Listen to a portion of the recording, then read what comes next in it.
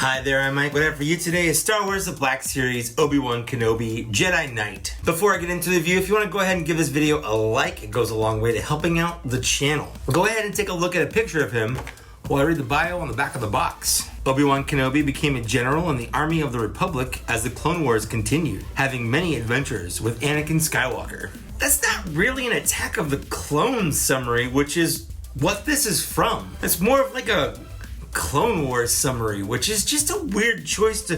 Who puts these blurbs on the back of the box? That's what I want to know, because I could do a much better job. That's all I'm saying. Now, before I get into the review proper, again, just like all the other figures, this is a reuse of a mold we already have. It's essentially a DLC skin for a figure you already bought that you have to pay another $20 to unlock. In this case, it kind of makes sense, at least on paper. This uses the Padawan Obi Wan Kenobi body, but with just a new head and a slightly different paint job, and that's pretty much it. And on this, I'm gonna let it pass. It's exactly what it should be. He's the same character, he's the same guy, he's just 10 years older, so sure, he can have the exact same body. I'm not complaining too much, I'm just pointing it out. So when it comes to the likeness, we've established that sure, his body's fine, but the head, does the head look right? So Obi Wan Kenobi in the prequels anyway is played by Ewan McGregor. Ewan McGregor is famous for being in a lot of things, Trainspotting, Moulin Rouge, My Heart, all of that stuff. But does the figure look like Ewan? And that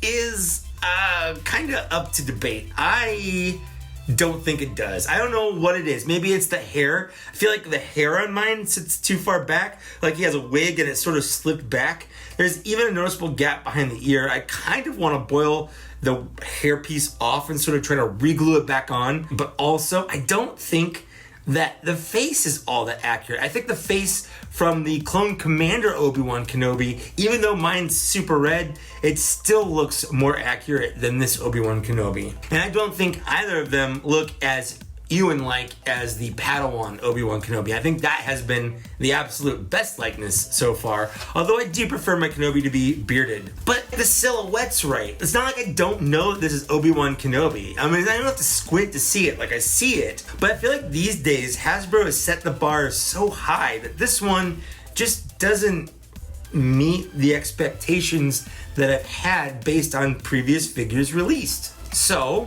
what does he come with?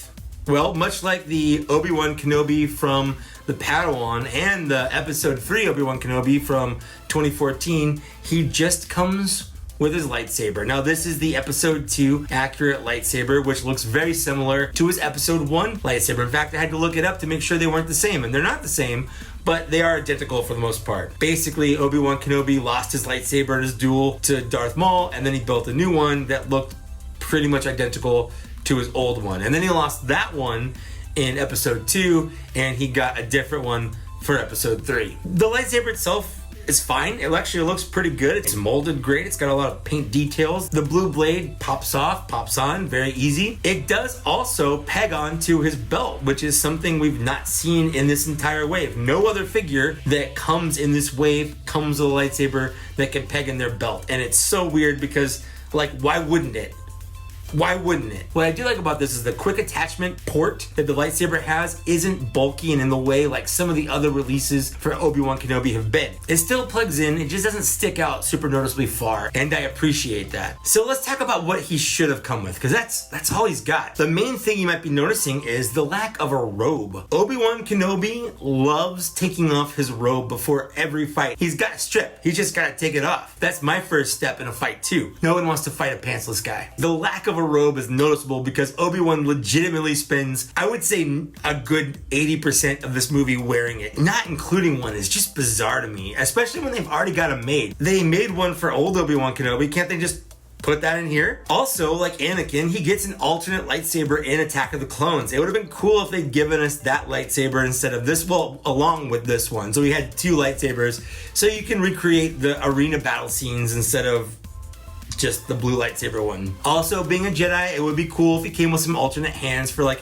force powers and whatnot. I'm not holding my breath for a lot of that stuff, although they did it with Qui-Gon, so like, why not here too? Especially because they made one for Padawan Obi-Wan with the two-finger thing, and he would actually use it here. This is actually where it's from. He should have it here. So that's enough complaining about what he didn't come with. Let's talk about his articulation. How does he move? And the answer is, I mean, pretty much the same as the Padawan Obi-Wan. It's the same body. So he's got the butterfly joints on his shoulder. He's got a decent amount of head movement. He's got great leg movement. He's got great elbow movement. Everything is there that you want it to be there. I have no complaints when it comes to articulation. Kind of likewise to paint and sculpt. I mean, he looks mostly the same as the Padawan Obi-Wan, but with slightly different robe colors to match his Attack of the Clones look, and that's fine. He should. The robe is layered. The pants are molded. The boots look great. The boots are probably the best part of the whole figure, to be honest with you. I don't know why that's true, but it is. The only true disappointment here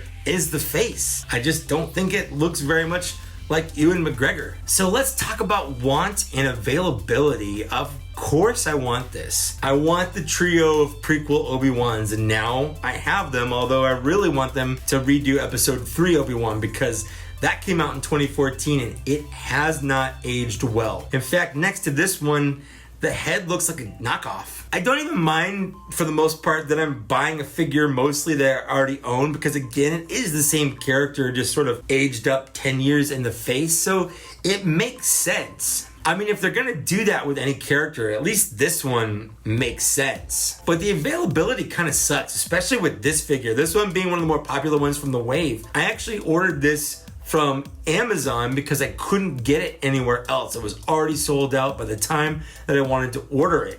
And then Amazon lost mine in the mail, and it took another month for me to reorder it. And even with all of that ordering and reordering, I still got him a month before I got the rest of the wave from Dorkside Toys. So that's nice, I guess. But if you don't want to order online, you can mostly find him at GameStops. It's the only place I've heard of him being found at this point is GameStops. No one that I know of has seen him at Targets or Walmarts, and they probably won't, because it seems like Target and Walmart has already skipped over to the new wave of figures with the new boxes. So with that, I'm gonna give him a 3 out of 5. He's not bad. I wish he were better in some ways, mostly when it comes with the face likeness. It's weird because I feel like seeing the preview pictures when they announced him, I thought he looked great. But in hand, I just feel like there's some disconnect there with what I have in hand versus what I've seen online. That being said, it's nice to have him on the shelf with Anakin Skywalker and Count Dooku.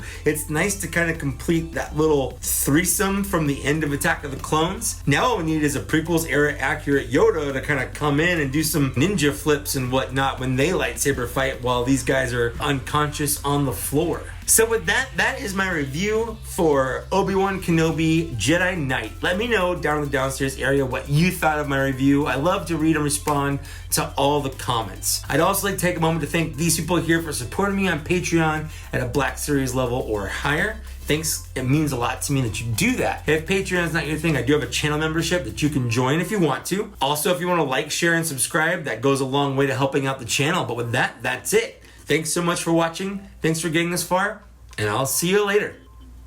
Bye.